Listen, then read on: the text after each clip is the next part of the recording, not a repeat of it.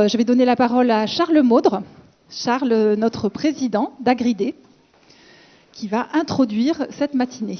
Charles, c'est à toi. Eh bien, bonjour à toutes et à tous. Bienvenue dans cet amphithéâtre.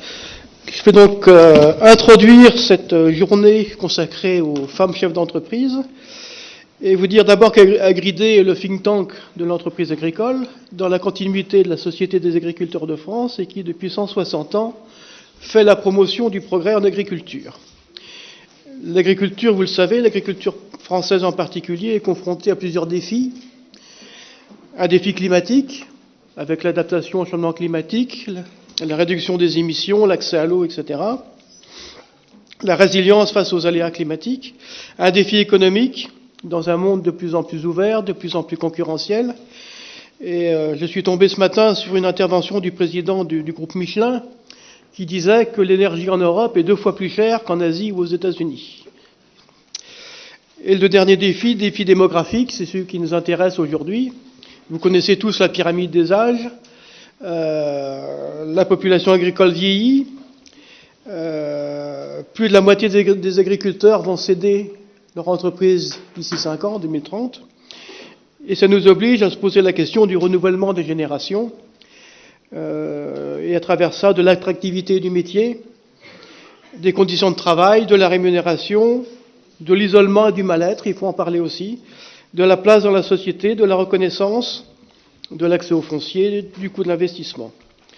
On notera l'arrivée de personnes non issues du milieu agricole, les NINA. Alors il paraît que ce terme n'est pas adapté, il est trop réducteur. Peut-être que le sociologue François Purseigle nous en parlera tout à l'heure. À noter aussi l'arrivée de beaucoup de femmes avec des projets originaux qui ne sont pas forcément des projets de grosse production, mais des projets qui se révèlent être une nouvelle forme d'agriculture en adéquation avec les demandes de la société.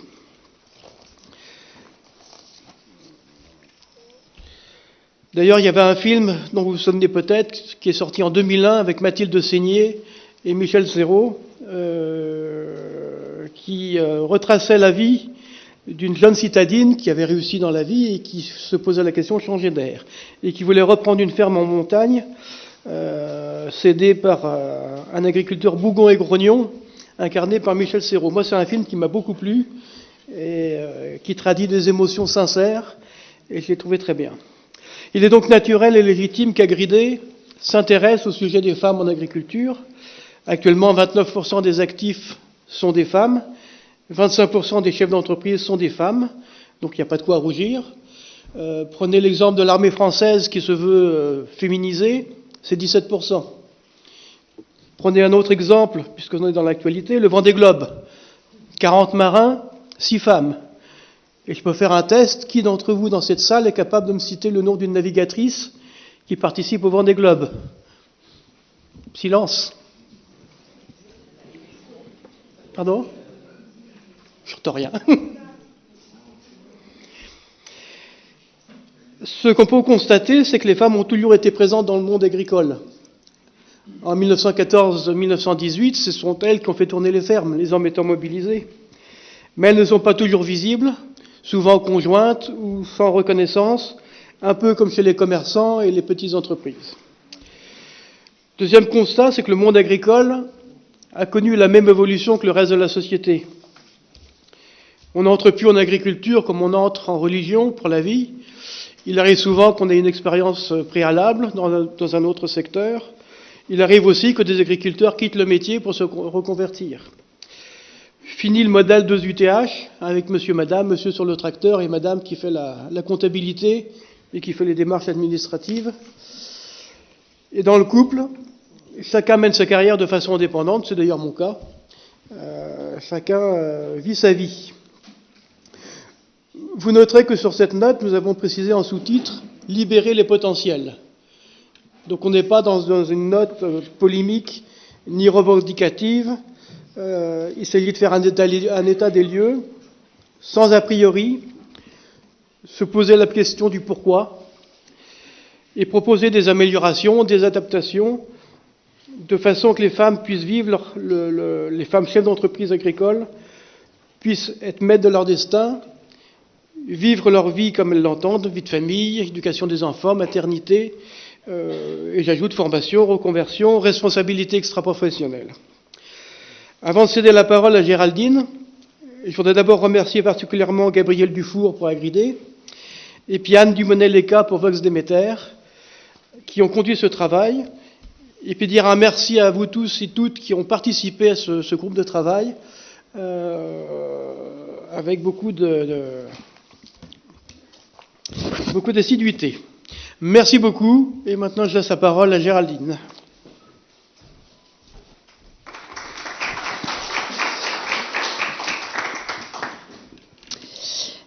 Merci. Je suis ravie, donc bonjour à tous, je suis ravie d'avoir participé à ce groupe de travail qui a duré plus de 18 mois.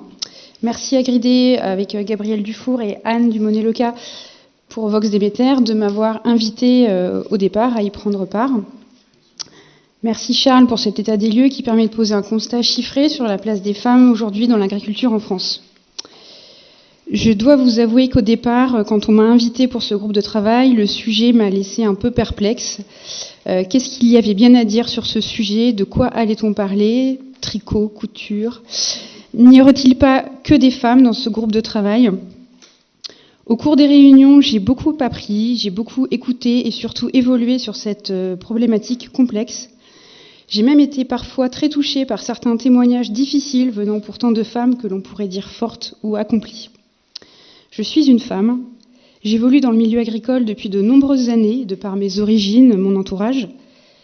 Les nombreuses difficultés rencontrées par les femmes dans l'agriculture en France aujourd'hui étaient sous mes yeux, depuis toujours, et pourtant je ne les voyais pas, enfin pas toutes. J'avais déjà perçu que dès l'enfance, les jeunes filles et les jeunes garçons n'avaient pas le même accès aux champs, aux tracteurs ou pas la même destinée. On valorise très souvent les réussites scolaires des filles pour s'extraire du milieu agricole, quand on encourage davantage les garçons à participer aux travaux agricoles. Les représentations sont aussi importantes. Dans ma région, plutôt céréalière, très peu de femmes sont actives dans les cours de ferme. Les papas sont dans les tracteurs, les mamans travaillent à l'extérieur. Comme beaucoup d'agricultrices, je me suis installée sur le tard, à 38 ans, après une première expérience dans la banque. J'ai rejoint mon mari sur son exploitation pour y créer mon propre atelier d'élevage de poules pondeuses plein air. Ce projet a été mûrement réfléchi seul, puis en couple. Et la principale difficulté que j'ai eu à affronter n'a pas été de convaincre une banque, ni de monter les différents dossiers administratifs d'installation auprès des autorités compétentes, ni de monter encore un permis de construire, mais bien de convaincre mon beau-père de me céder une parcelle. Quelle idée de quitter ton statut de cadre et ta retraite, tes avantages. Pourquoi s'installer? Tu vas te planter. Confiante dans mon projet, cela ne m'a pas arrêtée. Aujourd'hui, je n'ai aucun regret. Au fil de mes rencontres sur ce groupe de travail, j'ai pu malheureusement constater que bien souvent pour les femmes, l'un des freins à leur installation est le manque de soutien familial. Devenue récemment administratrice chez Agridé, j'ai assisté à presque toutes les réunions de ce groupe de travail, soit 12 réunions avec 22 interventions extérieures et une quarantaine de participants, des agricultrices, des administratrices de coopératives, des élus de syndicats agricoles, des membres de l'enseignement agricole, de la banque, des associations, institutions. Une très belle diversité de profils. Beaucoup de femmes, il faut le dire. Peu d'hommes ont participé à ces réunions. Les échanges nous ont parfois étonnés, chamboulés, attristés, mais aussi réjouis, il faut le dire. La parole y était très libre. En principe, les droits des hommes et des femmes sont identiques. Les droits des femmes dans l'agriculture ont beaucoup évolué ces dernières décennies. Pourtant, dans les faits, le poids des traditions, des habitudes, des organisations dirigées majoritairement par des hommes fait que les femmes restent éloignées des sphères de pouvoir et de l'économie. Les femmes qui veulent s'installer font face à des obstacles que l'on retrouve dans de nombreux projets d'installation, l'accès au foncier, le manque de soutien, l'éducation, mais aussi les freins internes. Certains obstacles peuvent être qualifiés de systémiques, car on les retrouve dans d'autres secteurs d'activité, l'artisanat, la politique, le sport, et d'autres sont liés au monde agricole. L'arrivée des femmes dans un univers masculin engendre bien souvent une réorganisation, des changements de méthode, qui sont aussi bénéfiques aux hommes. Les motivations des femmes chefs d'entreprise sont parfois différentes. Leurs projets d'installation sont plus tardifs, plus prudents économiquement. Elles ont soif d'indépendance et sont en quête de sens.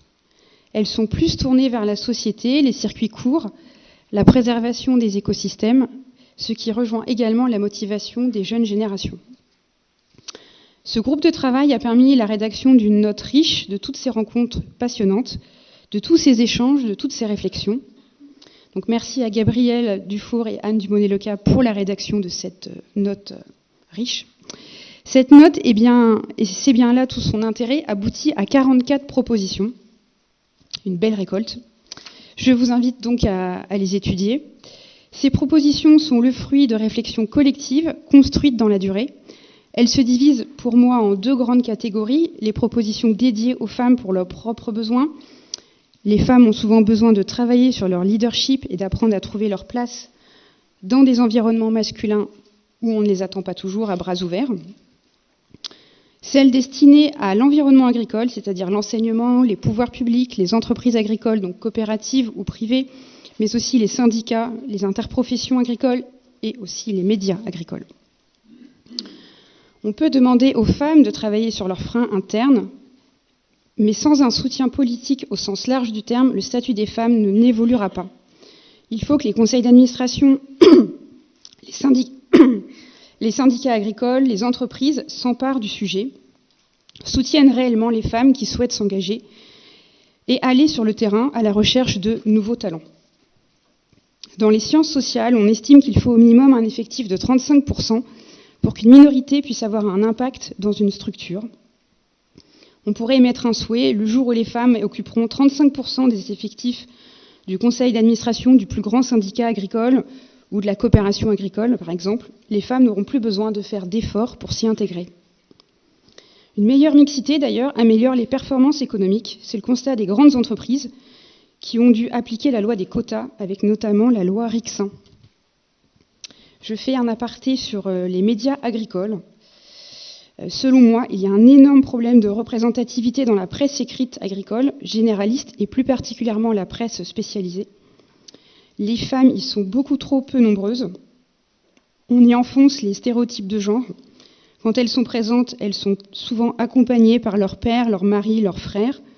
Les hommes, eux, peuvent témoigner seuls. Et elles sont cantonnées souvent à des sujets ressources humaines, administratifs. Je le déplore. Les femmes aussi peuvent parler de production, de machinisme, de rendement, de bien-être animal. Plus on donnera la parole aux femmes, plus on donnera aussi envie à d'autres femmes de prendre leur place.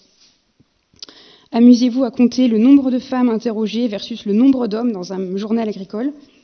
Je pense qu'on peut faire beaucoup mieux. Mais bonne nouvelle, les réseaux sociaux permettent de faire bouger les lignes. De nombreuses femmes y prennent la parole aux quatre coins de la France, toutes productions confondues. Bravo mesdames.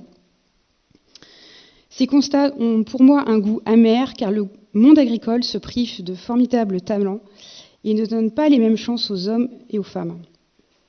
Il est là le nœud du problème. Seulement 10% de femmes dans les conseils d'administration de coopératives. Je salue néanmoins l'initiative Tous en Coop, portée par la coopération agricole avec le soutien du CASDAR, qui vise à transformer la gouvernance des coopératives agricoles via plus de mixité. Merci Audrey Terlinck pour la coordination de ce projet. L'entre-soi favorise l'immobilisme, l'autosatisfaction, la complaisance. Or, les entreprises du monde agricole, les exploitations agricoles, quel que soit leur mode de production, sont face à un monde en perpétuelle évolution, des évolutions beaucoup plus rapides qu'auparavant. Le changement climatique, les attentes sociétales, la mondialisation, les différents conflits, les crises politiques internes. L'idée n'est donc pas d'opposer les hommes aux femmes, mais bien d'insister sur les complémentarités. Nous sommes de moins en moins nombreux dans la filière agricole. Une vague de départ, comme l'a dit Charles, sans précédent arrive. On ne peut plus se priver des femmes. Nous avons besoin de visions différentes des expériences de toutes et tous, des hommes et des femmes pour relever tous ces défis. Je fais le vœu que cette note puisse être largement diffusée, discutée dans toutes les sphères afin que le monde agricole évolue. Les choses avancent, mais beaucoup trop lentement à mon goût sur ce sujet. Merci pour votre attention.